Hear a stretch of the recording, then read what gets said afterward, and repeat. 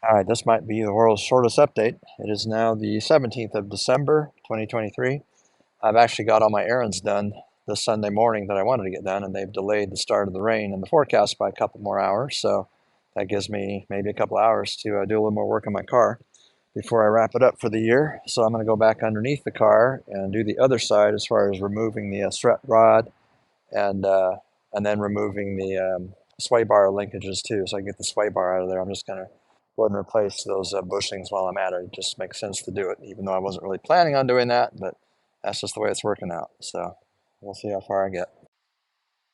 So back under the car on the passenger side, strut rod here. These are 7/8 inch nuts right there. So I just use a big wrench on the one side and then a socket on the other side to keep it from turning to get that off. And then over there, I think those are, I don't know, 11 or 13, 16, something like that when we get there to get the other end.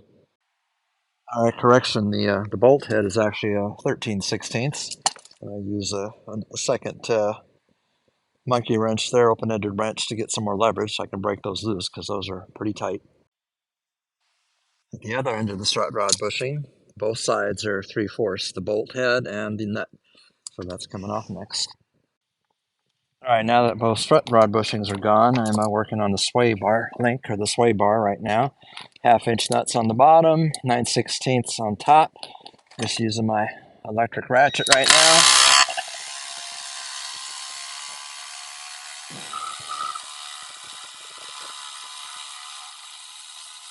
All right, that's one. And then I still have the bushing keepers right there to remove as well. Then the whole sway bar will come down. And then I'll be able to get my transmission line up where it belongs. These bolts required a little more persuasion to come loose with an impact gun. Not so bad on this side. The other side was harder.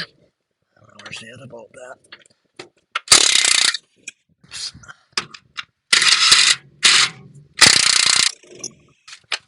And there you go.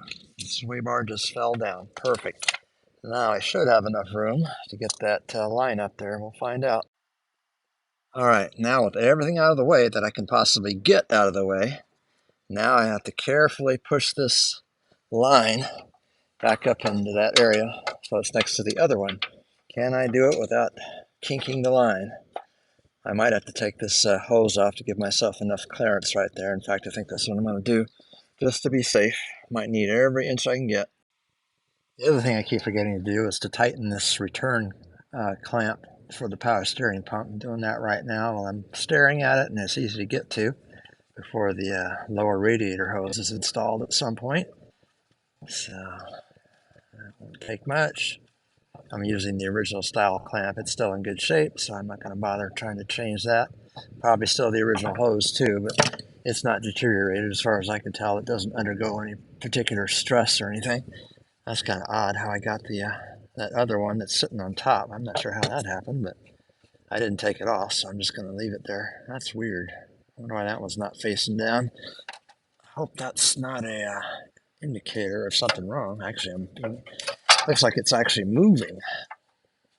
So I guess I'm going to take some time to rotate this other clamp around so the bottom, so the tightening part's facing down the screw.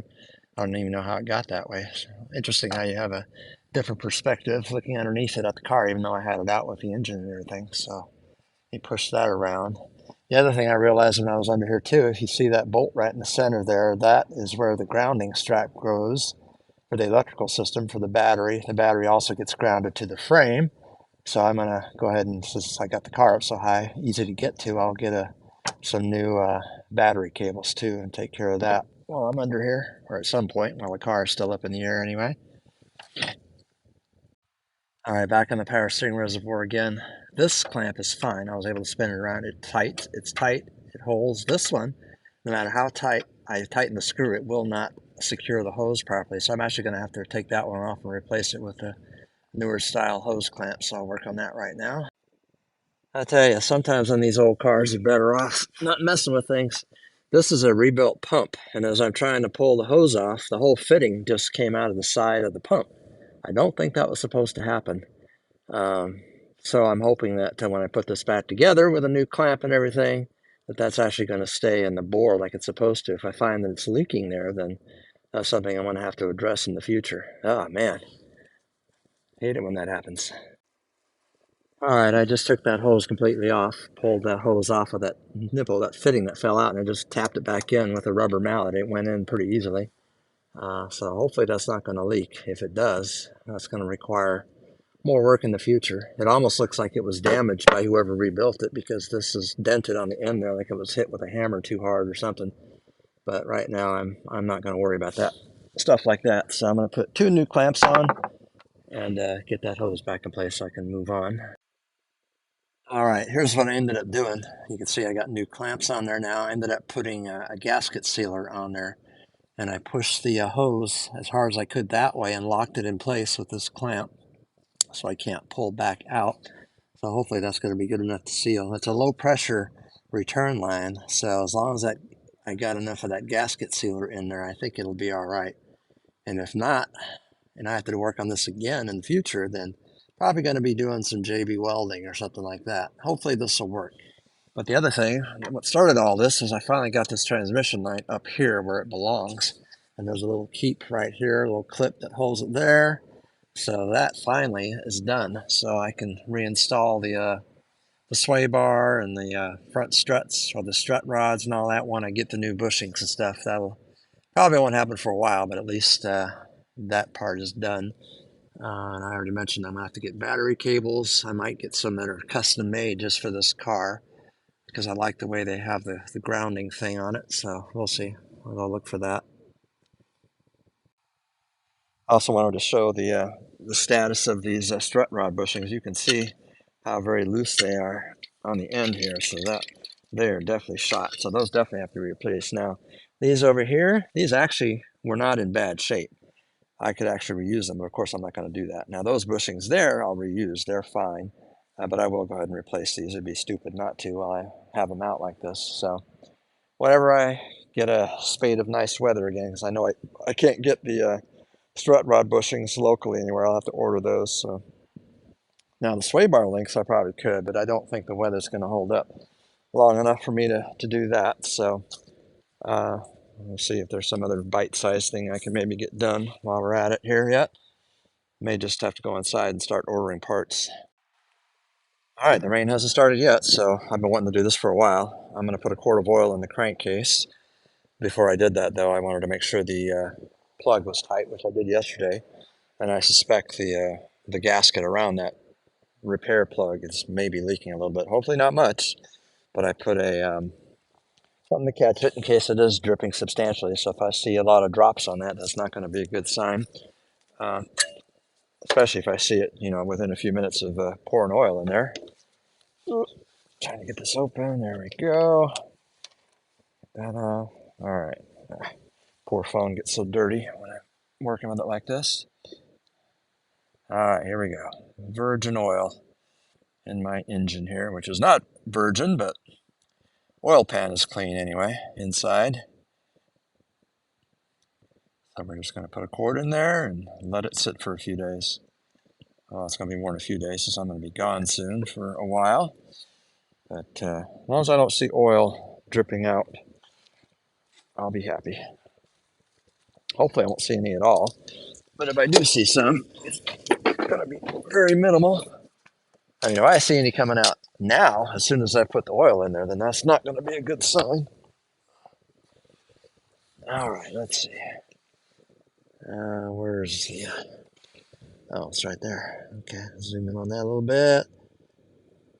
All right. Oh, there we go. You can see the wetness around the gasket. That was already there. So I just don't want to see drips forming. So I'll check back before the day is over to see if anything has been dripping out of there now that I put some oil in the crankcase.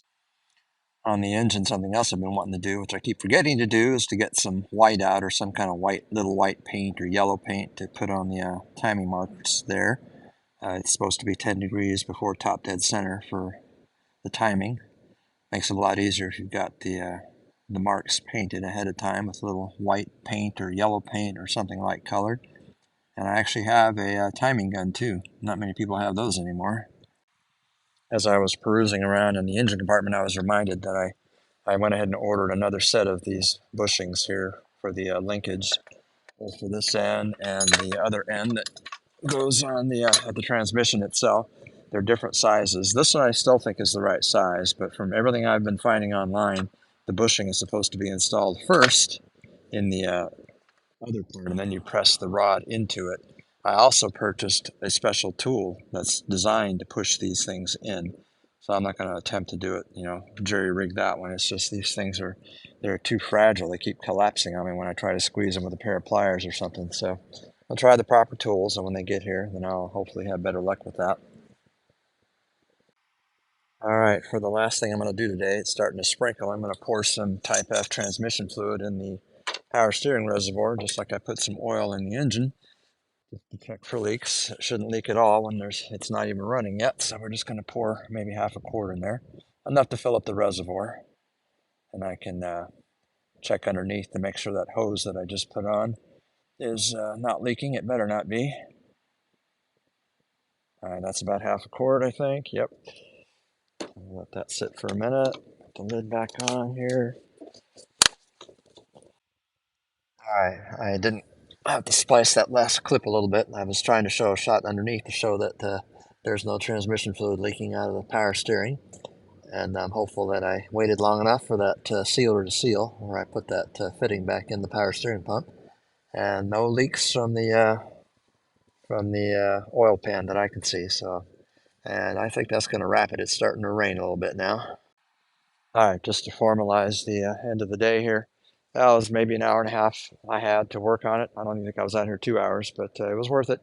One of those things, one of those times where I didn't have a lot of time, but I felt like I got quite a bit done in that little bit of time I had, so I'm very pleased. Got more things done underneath the car. I actually contemplated taking it off the jacks, but I thought, no, there's still a couple things I want to do underneath there that are a lot easier to do when it's raised up off the ground. So this really will be my last video, most likely for the year. So once again, happy holidays. I know a couple of you already wished me happy holidays for my last video. I had a unexpected holding off of the rain today, so it's starting to come down now a little bit though. So I'm done. Safe travels if you're traveling. See you later.